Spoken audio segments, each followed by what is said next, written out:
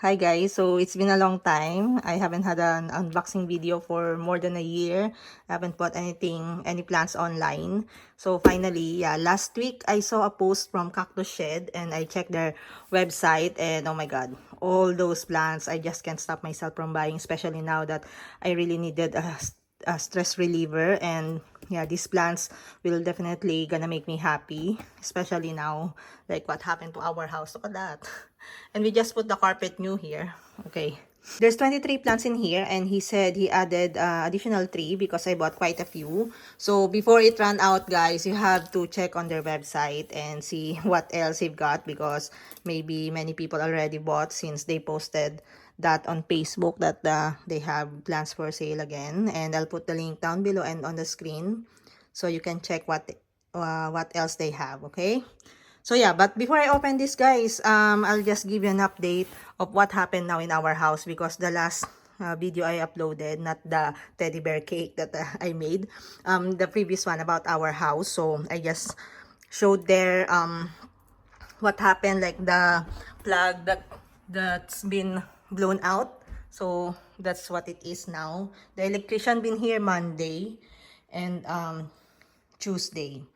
So yeah, and Wednesday as well. But yesterday and today, Friday, they are not here. They're having their day off. They're gonna go back Monday.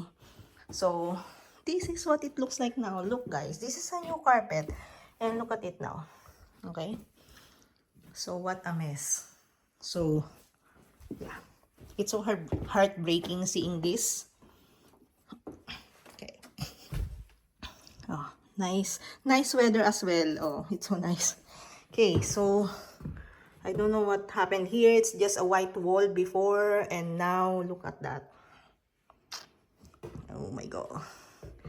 Yeah, it's all mess. They covered here now. Beautiful view. This is what it looks like here now, guys. It's so like just a mess. I'll open the box here because there's a wider space, and since the electricians are not here, so yeah, let's open it here, guys.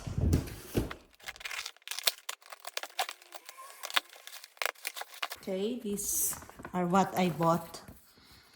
Oh, look at that, guys.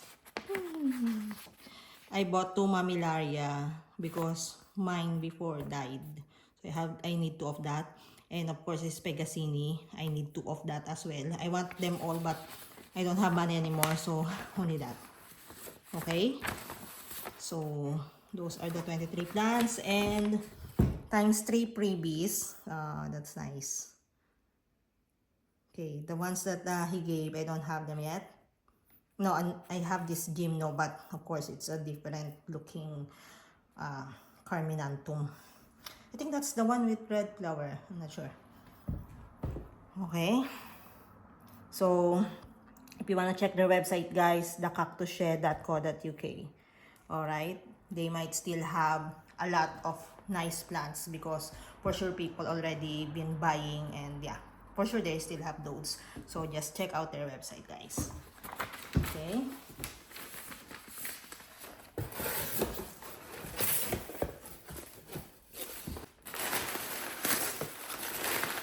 Oh, look at that, guys. Oh my god. Look at that. Exciting. Okay, guys, I thought it was recording. I removed all the 26 plants from the box because I need to put them back in the box so when I take them downstairs to pot. So, yeah, that's what happened. I thought it was recording and it wasn't. So, yeah. I can open them now. I already started pulling the name of this one. So, this is Ailostera pulbinosa.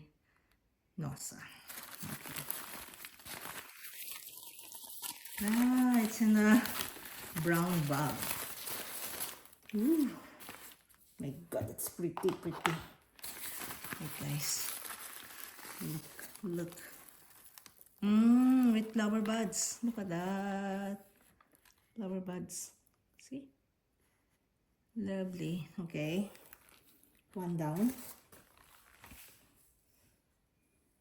Next one. Astro Capricorn Major. Oh my god. Beautiful spine on this. Guys, you have to check out the website before it run out, okay? Oops. They have loads of beautiful Astro. That's why I've got a few Astro here. Okay. Exciting. Ready, guys? Look at that. I've got a pretty Astro like this, but of course I need to add more in my collection. Look at that. So pretty. Lovely spines. So Astro Capricorn Major.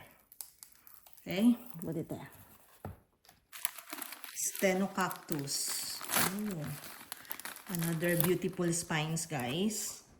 Stenocactus. Hurting me. Look, guys. Wow.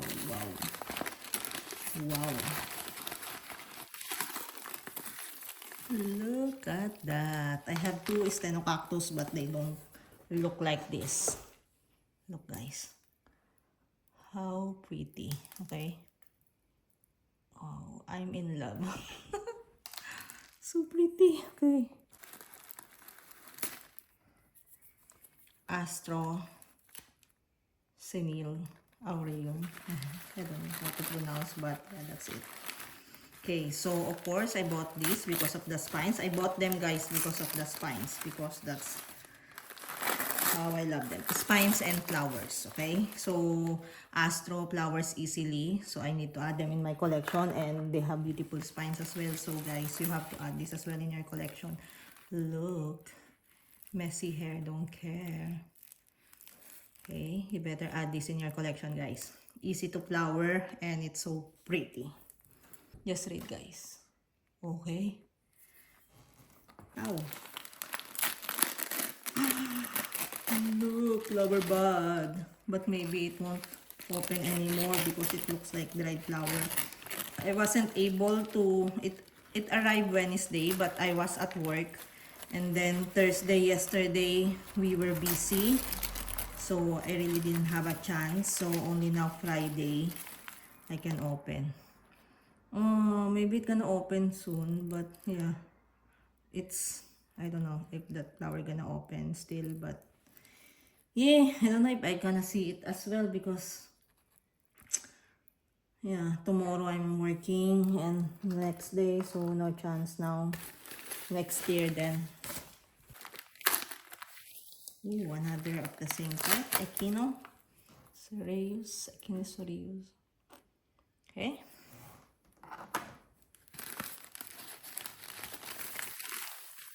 I need to, oops, so pretty.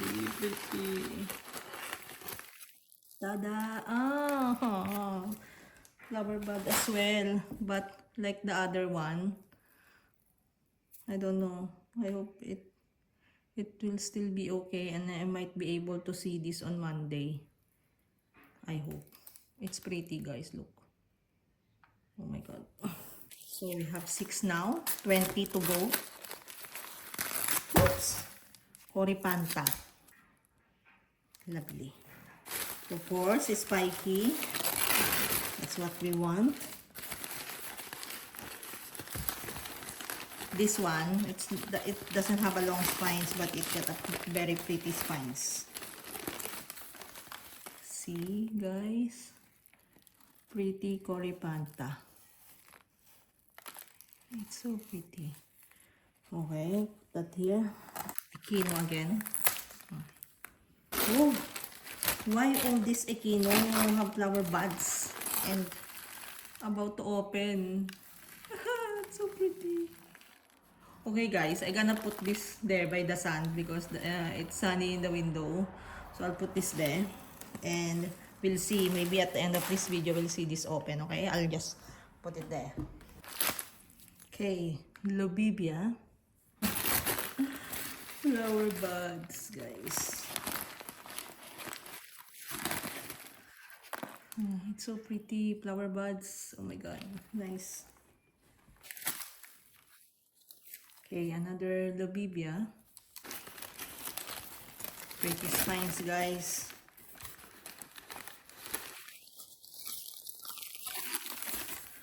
Oh, look how pretty this Lobibia is.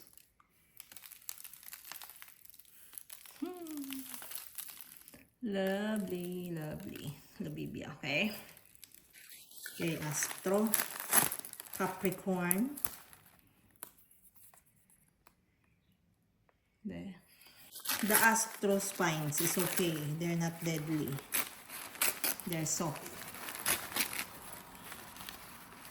Pretty soft spines and nice flowers.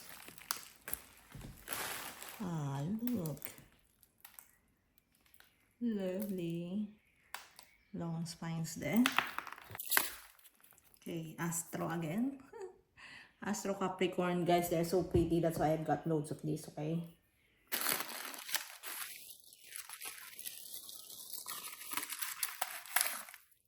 Look at that, guys. Okay, so I have 4 of this beautiful Astro. And I think I'm gonna have a flower bud there. Okay. So 4 lovely, lovely, beautiful Astro.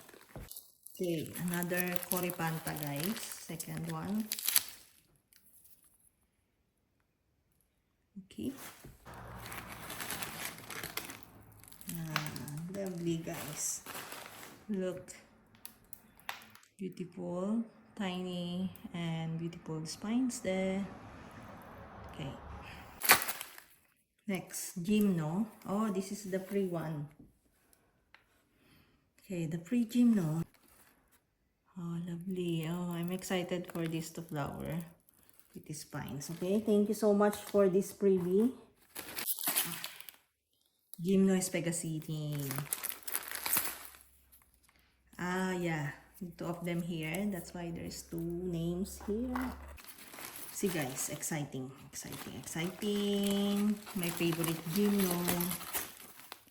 Oh, it's reddish because it's yeah, still got its winter color. Look how pretty this is, Spegacini. And the other one, come out from there. Look, guys, it's so pretty, lovely. Look, guys, that's why it's my favorite. Aside from it's easy to flower, it got beautiful spines. Lovely, lovely, lovely. 2 Gymnos, of course. 2 Specacinis. This is the one with big flower. So the one I had before, it died. And I don't have that anymore. So I need that again because it's just so pretty. Right now, I've got a few Mamillarias in bloom. I'm gonna show that later at the end of this video. What's in bloom for today. Okay. Beautiful Mamillaria. Oh, look at that. Pretty. Pretty. It's so hairy. And when they flower, it's a big flower. So, you have to add this in your collection as well, guys. Easy to flower. Okay, so, after this video, go to his website and buy this.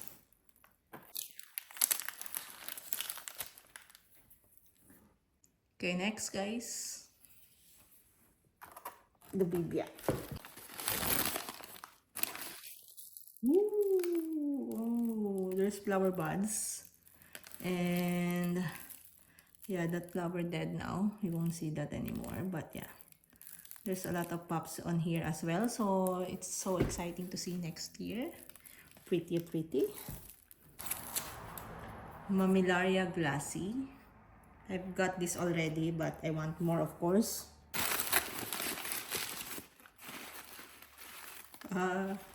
See, guys, it's in bloom. Yeah, the one I have in bloom as well right now. Show it later. Okay. Or maybe I'll show it on a separate video. But yeah. Begins, yeah. I already have this one, but because I like it, so I needed one again. See guys, I like it because look at the top. It's easy to flower as well, and then the top is so hairy like that. See? It's pretty. I need another one. So yeah, lovely. This one is Stenocactus. Oh my god, this is Stenocactus in bloom. Okay, lovely. I need to put this there, the sun, the windowsill, so I can show it to you later, guys. Okay. Lobibia. Ta-da! Look guys, pretty Lobibia. So I've got a few Lobibia here. Okay. Lovely. Anto, Ilustera. So, Rebutia, Heliosa. Oh my god. Oh my god. It's so pretty. Look guys. I think it will still open, but I won't see it.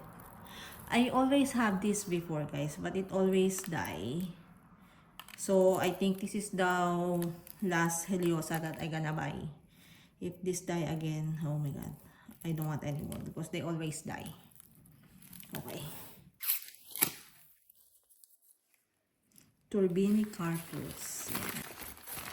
I've got a few. I don't know if I already have this, but maybe no. See guys, it's lovely. Beautiful little cactus. Okay. Last one guys, another Rebutia. Hylostera. For the last cactus guys, another cactus in flower buds. Ta-da! It's Heliosa as well, but different, or it's the other one was where it is now. The other one is this one. So they have a different field number. See. So yeah. Okay. So I hope they have different color of flowers too. Okay, these are the other two. So I put them under the sun there in the windowsill, but they won't open more. So put this down now. Okay guys, so these are my new babies. 26 new cacti. Okay, addition to my babies, to my collection. Look guys, pretty astro. 4 beautiful astro. They are my favorite here. Of course, my top one is my 2 Gymnosteris Pegasini. And the freebie one, it's so pretty as well. And then my 4 astro, very pretty. This is Stenocactus. Look at that. And the flowering Stenocactus there. And then my white hair Mammillarias. So pretty. Okay, Lobibias there. And Coryphantha, 2 Coryphantha. And Rebutia there. And Echino there. So yeah guys. Lovely. So guys, if you want beautiful plants like this, so just check out Cactus Shed, the Cactus Shed website. Okay, so yeah, thank you for watching guys. Bye.